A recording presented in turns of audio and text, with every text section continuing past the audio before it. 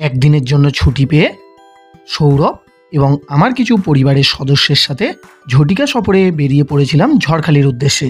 আর আপনারা যদি কখনো ঝড়খালি যান, সেখানে গিয়ে কি কি দেখবেন, কি কি করবেন, তারই বিবরণ রইল এই ভিডিওতে। তাহলে চলুন শুরু করা যাক।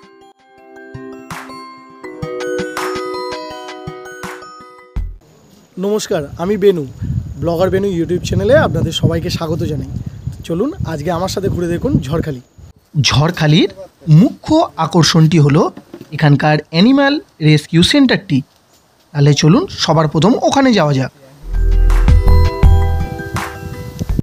এই জুয়ের প্রবেশ মূল্য হচ্ছে মাথা পিছু 30 টাকা। এটা সকাল 8:30 থেকে বিকেল 4:30 পর্যন্ত খোলা থাকে।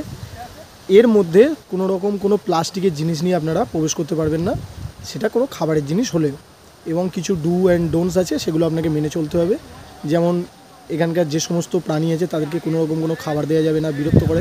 অন্যান্য জুতে যে নিয়মটি থাকে সেই নিয়মগুলো এই জুয়ের ক্ষেত্রেও প্রযোজ্য। তো চলুন ভিতরটা ঘুরে দেখা যাক।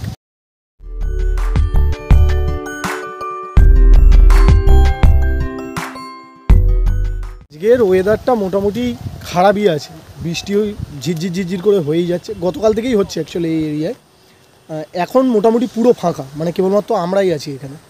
কিন্তু এখানে শীতকালের যে কোনো ছুটির দিন যদি আসেন, প্রচণ্ড ভিড় থাকে।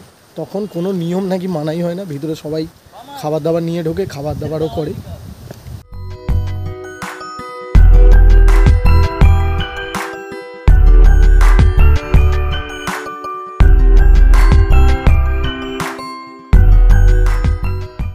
এখানে ঢুকেই সামনেই একটা কুমিরের দেখা পাওয়া গেল। তবে জানতে পারলাম এখানকার যে সমস্ত গাইড আছে, মানে কর্মীরা আছে, তাদের কাছ থেকে এখানে যে সমস্ত কুমির ধরুন রাখা আছে, বাঘও রাখা আছে, এগুলো কোনো কিছু জঙ্গল থেকে ধরে এনে এখানে রাখা, মানে এগুলোকে রেস্কিউ করা হয়েছে। যারা কোনো কারণে হয়তো চোর ডাকাতের জন্য জঙ্গলেতে ছিল, তাদেরকে রেস্কিউ করে এখানে আনা হয়েছে। এখানে সেবা শুশ্রূষার পরে আবার এগুলোকে জঙ্গলে ছেড়েও দেওয়া হবে। সুতরাং এখানে যে সমস্ত প্রাণী আছে প্রত্যেকটাই রেস্কিউ করে আনা প্রাণী।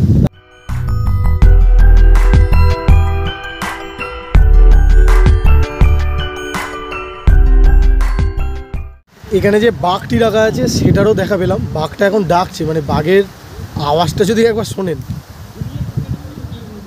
ক্যামেরাতে অতটা ভালো আসবে না, কারণ এখানে এখন প্রচণ্ড হাওয়া চলছে। আর ঝাউ বাগান বলে ঝাউয়ের আওয়াজ হচ্ছে বলে শোনা যাচ্ছে না, কিন্তু এমনি শোনা যাচ্ছে দারুণ।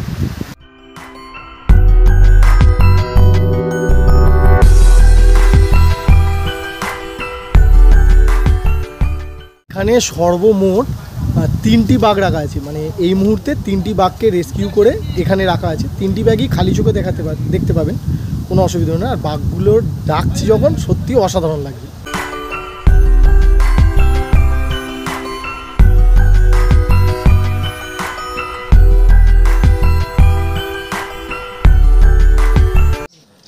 আমরা আমাদের জাতীয় পশু সম্বন্ধে জানি, আমাদের জাতীয় পশু বাঘ, কিন্তু আমাদের রাজ্যের মানে স্টেট অ্যানিম্যাল কি সেটার সম্বন্ধে কিন্তু অনেকেই জানি না।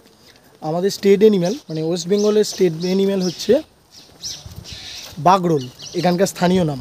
আর যদি ইংরেজিতে নামটা নেন তাহলে ফিশিং ক্যাট বলা হয়। এই ফিশিং ক্যাট এখানকার ম্যানগ্রোভ অরণ্যে কিন্তু এখনও প্রচুর পরিমাণে আছে। আচ্ছা, এখানে প্রত্যেকবারের মতো আমি কিন্তু একা আসিনি, আমার সাথে আরও অনেকে এসেছে। তা যাকে আপনারা চেনেন তার সাথে একবার পরিচয় করিয়ে দিই যে এসেছে। হাই ফ্রেন্ডস, সৌরভ এসেছে, মানে সৌরভ, আমি, আমার সাথে আরও কয়েকটা বন্ধু এসেছে ঘুরতে। আর এখন এই ভিতরে যে পার্কটিতে ছিলাম এখন, মানে পার্ক বলা ভুল, মানে যে চিড়িয়াখানাটাতে ছিলাম, রেস্কিউ সেন্টার, ওখান থেকে বেরিয়ে আশপাশটা আরেকটু ঘুরে দেখবো এবং আপনাদেরকে ঘুরে দেখাবো।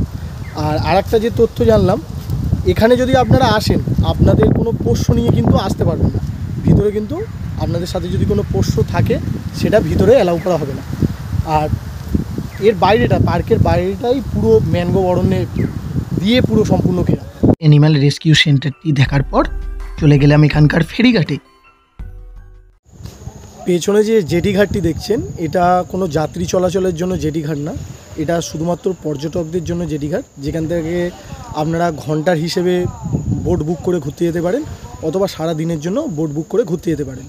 ঘন্টার হিসেবে যদি বলি, সেক্ষেত্রে ভাড়া পড়বে আপনাদের ঘন্টায় 1300 থেকে 1400 টাকা প্রতি বোট, যেখানে 20 জন ব্যক্তি যেতে পারবেন। আর সারা দিনের জন্য যদি বোট নেন, সেক্ষেত্রে 7000 টাকা মতন খরচা পড়বে, সেক্ষেত্রেও 20 জন যাত্রী যেতে পারবেন।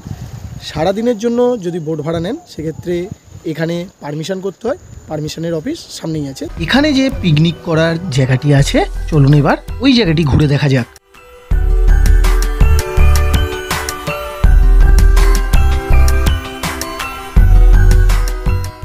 আচ্ছা, এখন যে জায়গাটিতে আছি এটা ঝড়খালি ওই জুতে ঢোকার আগে বাঁদিকে একটা রাস্তা কাটছে, ওই ভিতরে একটি জায়গা।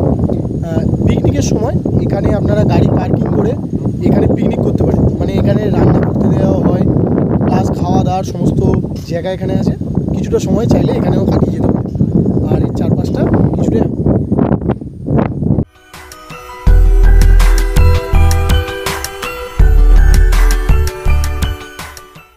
জুয়ের বাইরে যে দোকানগুলো ছিল ওখান থেকে এই ফলটা নিলাম, 10 টাকা করে পিস নিয়েছে।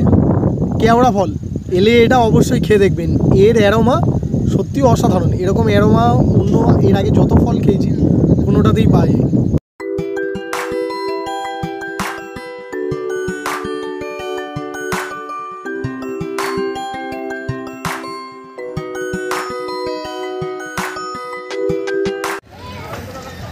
এই মুহূর্তে দাঁড়িয়ে আছি ঝড়খালি বাজারে। এখান থেকে চাইলে আপনারা কাঁকড়া, মধু এগুলো নিতে পারেন। আমিও নিলাম কাঁকড়া, আপনারা চাইলেও নিতে পারেন।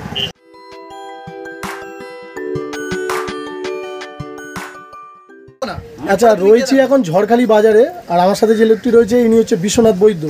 যদি ঝড়খালি বাজারে আসেন আর অথেন্টিক মধু নিতে চান তাহলে অবশ্যই এনার দোকান থেকে নেবেন, আমরাও নিয়েছি। পূর্ব পরিকল্পনা মতো এখানকার এক স্থানীয়ের বাড়ি খাওয়া দাওয়া করে বেরিয়ে পড়েছিলাম তাদের সাথে মাছ ধরতে। এবার রইল সেই মাছ ধরা এবং নৌকায় করে ঘোরার ভিডিও।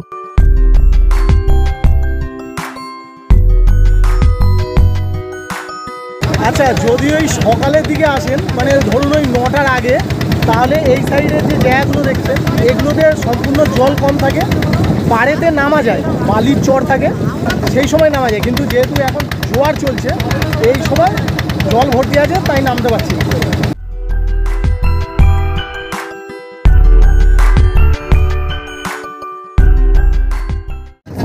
আপনারা যদি এখানে আসেন আর এরকম বোটে করে যদি পুরো জায়গাটা না ঘুরে থাকেন তাহলে কিন্তু অনেকটাই বাকি থেকে যাবে।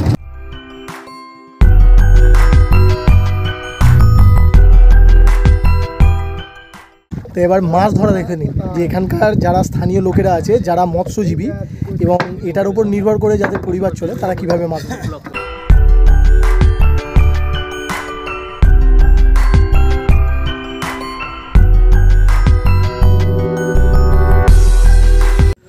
বোট রাইড আর মাছ ধরা মিলিয়ে মোটামুটি 1 ঘন্টার সময় জলের মাঝখানেই থাকলাম। এখন এই পাড়ে চলে এসেছি। ভিডিওটি এখানেই শেষ করলাম। যদি ভিডিওটি ভালো লাগে তাহলে একটা লাইক করে দেবেন, চ্যানেলটিকে সাবস্ক্রাইব করে নেবেন এই ধরনের ভিডিও দেখার জন্য। আর সময় পেলে অবশ্যই ঝড়খালি একবার ঘুরে আসবেন। ধন্যবাদ।